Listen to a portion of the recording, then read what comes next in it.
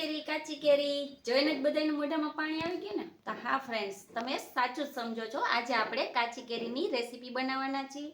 તો કાચી કેરીમાંથી ઘણી બધી રેસીપી બનતી હોય છે. અથાણા બનાવી છે, મુરબ્બો બનાવી છે, છુંદો બનાવી છે. તો આજે આપણે કાચી કેરીનો મુરબ્બો બનાવવાના છીએ, જે તમે 1 વર્ષ માટે સ્ટોર પણ કરી શકો છો, એ પણ ફ્રીજ વગર બહાર જ. સરસ એવો ને એવો રહે છે, ખરાબ નથી થતો. અને આ મુરબ્બો બાળકોને તો બહુ જ ભાવશે એવો બનશે. તો તમે તમારા બાળકોને લંચ બોક્સમાં પણ આપી શકો છો, થેપલા સાથે, પરોઠા સાથે.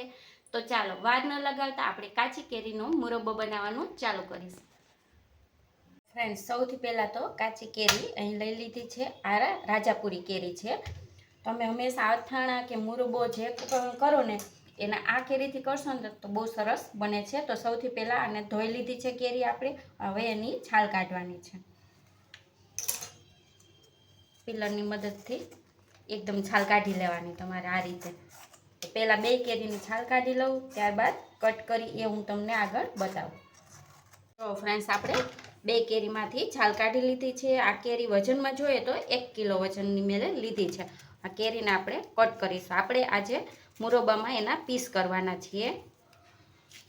પહેલાં આ કેરી કઠણ બહુ હોય એટલે વાર લાગશે. આ રીતે તમારે ગોટલાનો ભાગ ન આવે એ રીતે ઉપરથી કટ કરી લેવાનું. પછી એના પીસ આપણે બનાવવાના છે, જે આગળ તમને બતાવું. તમારે જો પીસ ન કરવા હોય ને તો છુંદો પણ કરી શકો છો, 2 રીતે થઈ શકે છે. પણ આજે આપણે પીસ કરવાના છીએ, જે આગળ તમને બતાવી દઉં. તો ફ્રેન્ડ્સ, 2 કેરીને કટ કરી લીધી છે. ગોટલાનો ભાગ આપણે કાઢી લીધો છે. હવે આમાંથી આવી રીતે નાની નાની ચીર કરી લેશું. પછી મીડિયમ સાઈઝના આવી રીતે ચોરસ ટુકડા કરી લેવાના છે. તમારે જો છુંદો કરવો હોય તો ખમણીમાં અત્યારે ખમણી લેવાનું, એ રીતે પણ થઈ શકે છે. તો અત્યારે બધી જ કેરીના પહેલાં આ રીતે હું ટુકડા કરી લેશું. પછી આ ટુકડાને આપણે બાફવાના છે, જે આગળ તમને બતાવું. તો ફ્રેન્ડ્સ, આપણે સરસ મજાના જો પીસ કરી લીધા છે. હવે આ પીસને આપણે બાફવાના છે. તો તેના માટે વાસણમાં પાણી ગરમ કરવા મૂકી દીધું છે. પાણી ગરમ થઈ ગયું છે. તો હવે આ ટુકડા જે કર્યા છે એ પાણીમાં એડ કરી દેવાના છે. આપણે આ કેરીને સોફ્ટ કરવાની છે. કેરીને બફાતા ખૂબ જ ઓછો ટાઈમ લાગે છે, ફટાફટ સરસ બફાઈ જાય છે. તો આ રીતે ડૂબાડૂબ પાણીમાં કેરીને બાફવાની છે. અને જ્યારે પણ તમે કેરીને બાફવા માટે વાસણ યુઝ કરો ને, એ તો સ્ટીલનું લેવાનું અથવા તો નોનસ્ટિક લેવાનું. એલ્યુમિનિયમના વાસણનો ઉપયોગ નહીં કરવાનો. તો આવી રીતે કેરીને બાફી લઈશું. તો બફાઈ જાય ત્યારે હું તમને બતાવું કે આપણે ક્યાં સુધી એને કૂક કરવાના છે. તો જો ફ્રેન્ડ્સ, આપણી કેરી બફાઈ ગઈ છે. તો હું તમને બતાવું કે તમને કઈ રીતે ખબર પડશે કે કેરી બફાઈ ગઈ છે. આ રીતે ચમચામાં લઈ લેવાનું અને છરીથી આમ કરશો એટલે આસાનીથી જો કટ થઈ જાય છે. આપણે ઓવરકૂક નથી કરવાની, કારણ કે આ પીસને આપણે હજી ચાસણીમાં પણ કૂક કરવાના છે. તો ગેસની ફ્લેમ બંધ કરી દઈશું. અને આ બધા પીસને આવી રીતે લઈ અને કોઈ ચાળણીમાં તમારે આ રીતે કાઢી લેવાના છે. થોડાક ઠંડા થઈ જાય ત્યાં સુધીમાં આપણે ચાસણી બનાવી. તો આ પીસ કાઢી લેશું, ત્યારબાદ ચાસણી બનાવી. તો ફ્રેન્ડ્સ, જો આપણે પીસ બાફી લીધા છે. તો 1 કિલો કેરી હતી એની સામે તમારે 1 કિલો ખાંડ લઈ લેવાની છે ચાસણી કરવા. તમારે કેરીના ગોટલા, છાલ એ બધું નીકળી જશે તો પણ 1 કિલો જ લેવાની, કારણ કે કેરી ખાટી હોય છે અને થોડોક વધારે ચાસણી બને એના માટે આપણે 1 કિલો ખાંડ જ લેવાની છે. તો એક વાસણ લઈ લેશું, એમાં 1 કિલો ખાંડ ઉમેરી દેવાની. હવે ખાંડ ડૂબે એટલું પાણી લઈ લેવાનું છે.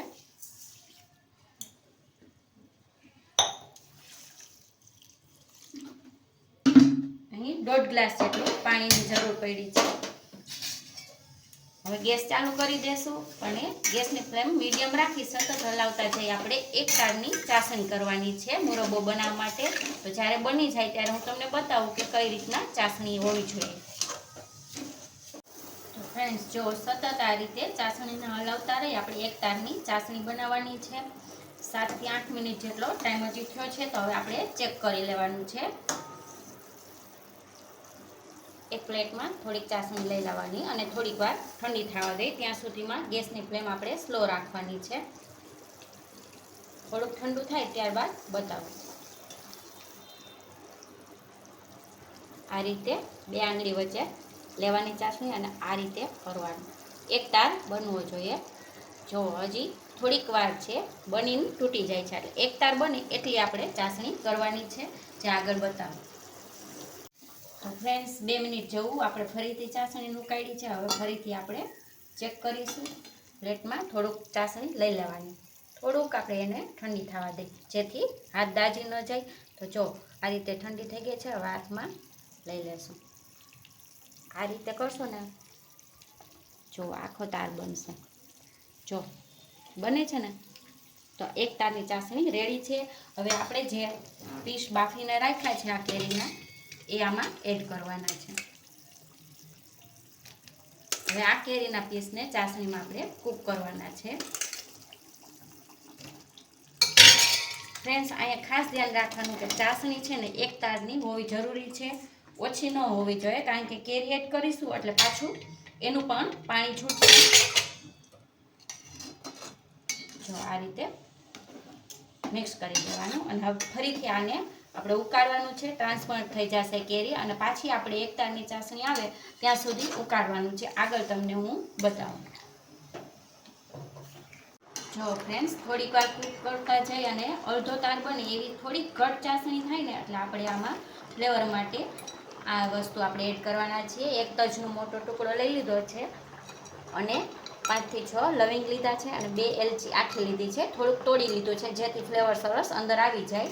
તમારે એના દાણા કાઢીને એલચીના નાખો એ પણ નાખી શકો છો, પણ બાળકોને છે ને દાણા આવે એ મજા ન આવે, અને ફ્લેવર પણ આવી જાય. એના માટે મેં આખી જ એલચી રાખેલી છે. તો એ બધું એડ કરી દઈશું. અને આપણે ફરીથી કૂક કરવાનું છે. એક તારની ચાસણી આવે ત્યાં સુધી કૂક કરવાનું છે, જે આગળ તમને બતાવું. તો ફ્રેન્ડ્સ, તમે જોઈ શકો છો આપણો મુરબ્બો બનીને તૈયાર છે. આમ જો કેરીના પીસ પણ એકદમ સરસ ટ્રાન્સપરન્ટ થઈ ગયા છે. આ એક ફ્રૂટ છે, તમારો મુરબ્બો બનીને તૈયાર છે, અને એક તારની ચાસણી પણ આપણે આવી ગઈ છે. તો હવે ખાંડ આપણી ક્રિસ્ટલાઇઝ ન થાય, મુરબ્બો ઠંડો થાય ત્યારે, એના માટે અડધું લીંબુ લઈ લીધું છે અહીં મેં. એ આપણે એમાં નીચોવી દેવાનું છે, જેથી તમારો મુરબ્બો ઠંડો થશે તો પણ જરાક ખાંડ જેવું જે થઈ જાય છે ઘણાને મુરબ્બોમાં, એ નહીં થાય.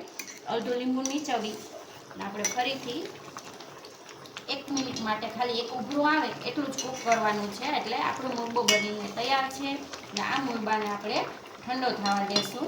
ત્યારબાદ આપણે કન્ટેનરમાં ભરવાનો હોય છે, જે આગળ તમને હું બતાવું કે ઠંડો થશે ત્યારે પણ લુક્સ વાઇઝ સરસ બની જશે. તો આગળ તમને હું બતાવું. હવે ગેસની ફ્લેમ બંધ કરી દઈશું. જો ફ્રેન્ડ્સ, સરસ ઠંડો થઈ ગયો છે આપણો આ મુરબ્બો. તો તમે જોઈ શકો છો ચાસણી એબ્ઝોર્બ થઈ ગઈ છે, અને એકદમ ટ્રાન્સપરન્ટ આ પીસ થઈ ગયા છે કેરીના આપણો. તો કેરીનો મુરબ્બો બનીને તૈયાર છે. હવે તમારે એને આખું વર્ષ સ્ટોર કરવા માટે કાચની બરણીમાં એરટાઈટ હોય એમાં તમારે સ્ટોર કરવાનું છે, જેથી આખું વર્ષ સરસ મુરબ્બો આવો નવો રહેશે.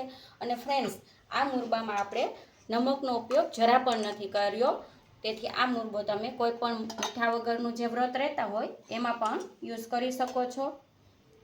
તો એકવાર જરૂરથી ટ્રાય કરવા જેવો છે આ રેસીપી. તો એકવાર જરૂરથી ટ્રાય કરજો. તમને મારી જો આ વિડીયો ગમ્યો હોય તો વિડીયોને લાઇક અને શેર કરી દેજો.